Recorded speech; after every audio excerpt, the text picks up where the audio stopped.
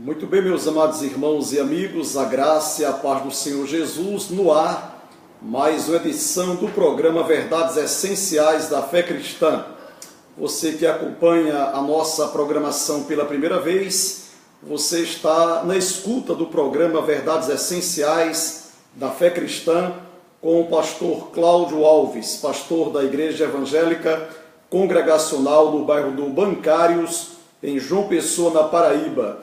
E como nós falamos anteriormente, durante este mês de maio, nós estamos ministrando algumas palestras especiais voltadas para a família. E hoje nós queremos pensar sobre este tema proposto aqui, o que fazer se a crise chegar ao casamento. Todas as mensagens que estamos ministrando durante o mês de maio são mensagens voltadas para a família. E eu quero pedir a sua atenção para as verdades que serão abordadas a partir de então. Iniciando a nossa palestra, eu quero convidar a sua atenção para dois versículos da Palavra de Deus. Gênesis capítulo 2, versos 23 e 24. Assim está escrito na Palavra do Senhor. E disse o homem: esta afinal é osso dos meus ossos e carne da minha carne. Chama-se-á varoa, porque do varão foi tomada. Por isso, deixa o homem pai e mãe, e se une à sua mulher, tornando-se os dois uma só carne. Com base na leitura destes dois versículos, nós queremos pensar um pouco sobre a temática proposta. O que fazer? O que fazer se a crise chegar ao casamento? Nós queremos dar início à nossa palestra trazendo um conceito bem interessante do pastor Josué Gonçalves sobre o que é casar-se ou o que é casamento. O pastor Josué Gonçalves, ele que é um grande homem de Deus, que Deus tem sido utilizado para abençoar muitas famílias no Brasil e no exterior, ele costuma dizer que casar-se é unir-se a uma pessoa especial para juntos se fazer uma viagem. É isso aí. Casar-se é unir-se a uma pessoa especial para juntos se fazer uma viagem. Essa viagem, ela começa com duas pessoas, que é o esposo e a esposa, mas durante essa viagem, outras pessoas passam a se somar a essa viagem com a chegada de um filho ou mais. Há casos de casais que recebem um pai ou uma mãe, ou algum sobrinho ou irmão para residir em sua casa, mas o que se sabe é que essa viagem, o casamento, a vida conjugal, começa, esse lar tem início com duas pessoas. Queremos também que você saiba que o desejo de Deus é que essa viagem, o casamento, a vida conjugal, a vida matrimonial, seja o quê? Uma viagem duradoura. Pela vontade de Deus, a única coisa que poderia colocar um ponto final em um casamento, em um matrimônio, é a partida, a morte ou o óbito de um dos cônjuges. A Bíblia diz que, falecendo o marido ou a mulher, o cônjuge que se manter vivo fisicamente, ele tem a liberdade de contrair novas núpcias. Mas nós sabemos, queridos irmãos, está escrito lá em Mateus, que a palavra de Deus nos ensina que, devido à dureza do coração do homem, devido à resistência do coração do homem, Deus, ele permite que um pecado tido como gravíssimo possa também colocar um ponto final na vida na vida conjugal, que é o pecado do adultério, o pecado da infidelidade conjugal. Eu estive pesquisando e é interessante observar que a palavra adultério, na língua latina, no latim, significa dormir em cama alheia, ou dormir numa cama que não é a sua. E nós sabemos que o pecado do adultério, o pecado da infidelidade conjugal, tem sido a causa da destruição de muitos casamentos, de muitas famílias. Mas o desejo de Deus é que o casamento, que o matrimônio seja uma união durável e também saudável. Pelo texto que nós lemos, nós percebemos que tanto o casamento quanto a família, ambos são projetos de Deus. Foi Deus que teve a ideia, foi Deus que teve a iniciativa de criar, de projetar o casamento. E a primeira cerimônia de casamento ocorreu lá no Jardim do Éden, tendo Eva como noiva, Adão como noivo, e Deus, ele foi o oficiante. Foi Deus quem celebrou o primeiro casamento na face da terra, quando Deus abençoou aquela união. Pelo texto que nós lemos também, a Bíblia diz: deixará o homem, pois, seu pai e sua mãe, e unir-se à sua mulher, tornando-se os dois uma só carne. Pela leitura da palavra de Deus, nós percebemos que não só em Gênesis 2:24, mas em Mateus, o Senhor Jesus tratou sobre este versículo. O apóstolo Paulo, também inspirado pelo Espírito Santo, tratou sobre esta verdade. Então, lendo a Bíblia, nós percebemos que o casamento, dentro da perspectiva bíblica e divina, deve ser uma união monogâmica, uma união heterossexual e uma união durável, porque o desejo de Deus é que, uma vez casados, tanto o homem quanto a mulher possa cumprir os seus votos de fidelidade, de lealdade, viver uma vida que realmente honre e glorifique ao nome do Senhor.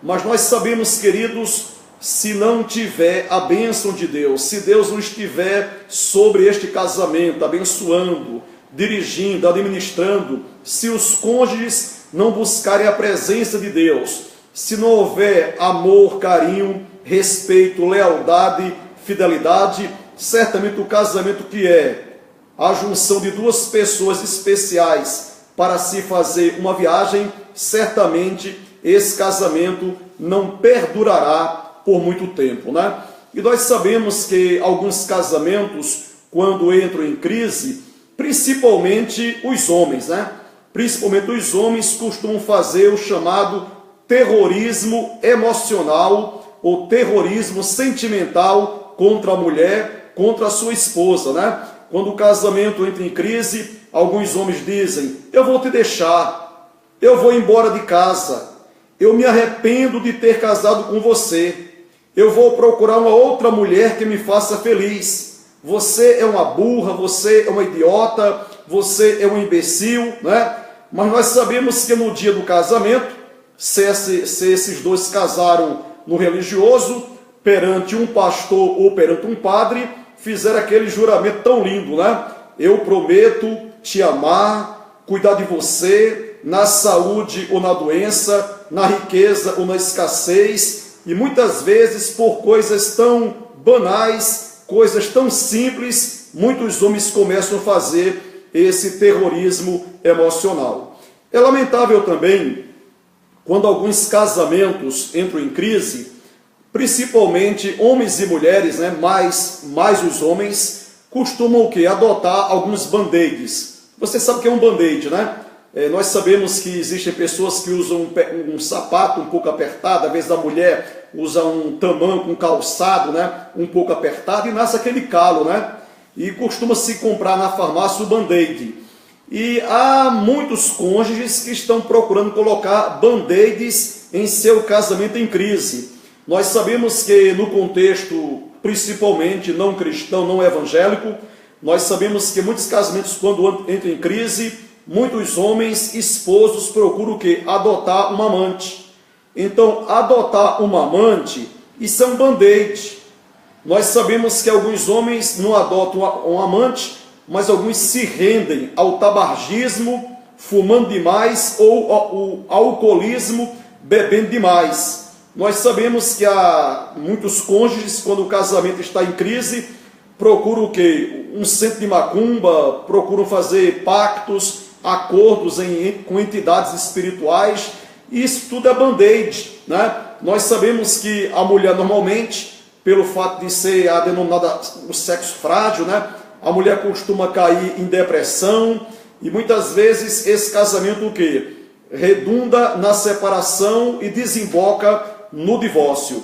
mas através de 3 ministrações que nós queremos trazer aqui no programa Verdades Essenciais da Fé Cristã, nós queremos trazer alguns conselhos tanto para casais evangélicos como também para casais não evangélicos. Mas dentre os conselhos que eu quero adiantar para você, eu digo o seguinte, que a solução para um casal, para um casamento em crise, não é a adoção desses band-aids, né? Adotar um amante, se render ao fumo, ao tabagismo ou ao alcoolismo, procurar um centro de macumba, render-se à depressão, buscar o que? A separação ou o divórcio, não é a solução. E nós sabemos que alguns casais, quando estão em crise, em vez de buscarem ajuda responsável, preferem viver o que? Uma vida de ator e atriz, né? Um casamento de fachada, dando a entender que tudo está bem, mas nós sabemos que esse casamento está o quê? Passando por sérios problemas na sua estrutura. E nós sabemos, queridos irmãos, que nós precisamos nos despertar para esta verdade. Todos nós que somos casados estamos sujeitos a passarmos por lutas, por problemas, por dificuldades. Mas é triste, por que não dizer, lamentável dizer o seguinte, que há muitos casais que não suportam alguns ventos que sopram contra o seu casamento. Eu já tive a oportunidade de pregar aqui no programa Verdades Essenciais da Fé Cristã, que há casamentos, há matrimônios que não suportam desemprego, dívidas, crise financeira, contas a pagar, cobrança de credores. Muitos casamentos não suportam incompreensão, interferência de terceiros, né? Alguns não suportam uma enfermidade grave, quando o marido ou a mulher adoece. Alguns cônjuges, de forma irresponsável, abandonam o seu cônjuge na doença ou na enfermidade. Há casamentos que não suportam um acidente sério, uma fatalidade, né? Então, nós sabemos que esses problemas que eu tenho feito menção, desemprego, dívidas, crises financeiras, contas a pagar, incompreensão, indiferença, muitas vezes a crise começa com a falta de diálogo, com a falta de conversação, às vezes uma gravidez indesejada, uma gravidez não programada. Sabemos também que quando filhos crescem, se tornam juniores, adolescentes ou jovens, e alguns se rendem, né, à rebeldia, bebendo, fumando ou consumindo alguma droga. Nós sabemos que lares desestruturados é muito comum encontrar-se filhos bebendo, fumando, se prostituindo, e tudo isso pode trazer o quê? Uma crise conjugal. E nós sabemos que um problema muito grande, né, que tem destruído muitos casamentos, é a chamada infidelidade conjugal, o adultério, né? Gerando o quê? Amargura, raiva, ira, ressentimento por parte do cônjuge traído. E nós queremos, através do programa Verdades Essenciais da Fé Cristã, trazer aqui alguns conselhos para que os amados casais possam encontrar um norte, né? Através das escrituras da Bíblia Sagrada, para superar uma possível crise que possa vir a atingir o seu casamento. Este tema ele será dividido em 3 momentos. Este é o primeiro momento e nós queremos concluir a nossa primeira palestra trazendo para você alguns problemas, alguns acontecimentos, alguns inimigos que têm afetado, destruído muitos casamentos, muitos matrimônios, né? Nós sabemos que o hábito de discutir, é isso aí, o hábito constante de discutir, o ativismo por falta dos cônjuges, né? Cônjuges que os dois trabalham secularmente, ou os dois estudam, ou um trabalha e os dois estudam. Nós sabemos que o ativismo tem contribuído para muitos casais, casamentos entrarem em crise. Mágoas, ressentimentos, amargura, rancor, também tem tirado o que? O sabor, a beleza, né? O brilho da vida conjugal, a interferência de terceiros, às vezes um pai, uma mãe, um sogro, uma sogra, um cunhado, um amigo, muitas vezes fica interferindo na relação conjugal e muitas vezes a interferência de terceiros gera crise no casamento. Com isso, eu não quero dizer que você não possa ouvir um conselho do seu pai, da sua mãe, do seu sogro, da sua sogra, de um cunhado responsável ou cunhada, de um amigo, mas você tem de ter sensibilidade, discernimento, para que os conselhos, as orientações que está vindo de fora não venha trazer o quê? Desestrutura ao seu casamento. E outros problemas, ciúmes. Ciúmes tem sido a causa de muitas crises conjugais. A mentira, quando a mentira entra na vida conjugal, é uma tristeza, porque o cônjuge ou os cônjuges perdem o quê? A confiança um no outro, a perda do espírito romântico, né? Nós já tivemos a oportunidade que muitos homens e mulheres, hoje casados, quando eram namorados ou noivos, né? Eram muitos abraços, muito beijo na boca, né? Na linguagem popular, muitos amassos, não é verdade? O rapaz chamando a noiva, a namorada, de minha gatinha, minha princesa, né? Meu docinho de coco. Mas depois que casa, passa 5, 8, 10, 15 anos de casado, quando chega a crise conjugal, então aquela moça, né? Aquela mulher que era chamada de princesa, de gatinha, né? Aí passa a ser chamada de burra, de idiota, e por aí vai. E nós sabemos que a perda do espírito romântico tem gerado crise conjugal a muitos casais, né? Sabemos também que a falta de diálogo, a falta de comunicação também do lar tem contribuído para aumentar a crise conjugal. Já falamos aqui sobre a falta de recursos financeiros ou a crise financeira também tem contribuído para desestabilizar muitos casamentos. E nós queremos, em tempo oportuno aqui, falar também sobre a falta de espiritualidade na vida dois. Casais que não buscam a Deus, casais que não oram, que não leem a Bíblia, e nós sabemos que nossos dias, quando a família, o casamento, o matrimônio tem sido bombardeado com tantos males, se o casal não se despertar para orar, para ler a Bíblia, para buscar a Deus, dificilmente esse casamento irá se manter.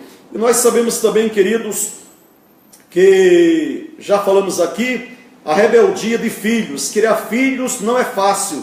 E nós desejamos trazer aqui um estudo especial, trazendo alguns conselhos sobre a criação de filhos e como lidar com um filho ou uma filha que tornou-se o quê? Rebelde, e esse filho passou a se enveredar por caminhos realmente que não são satisfatórios.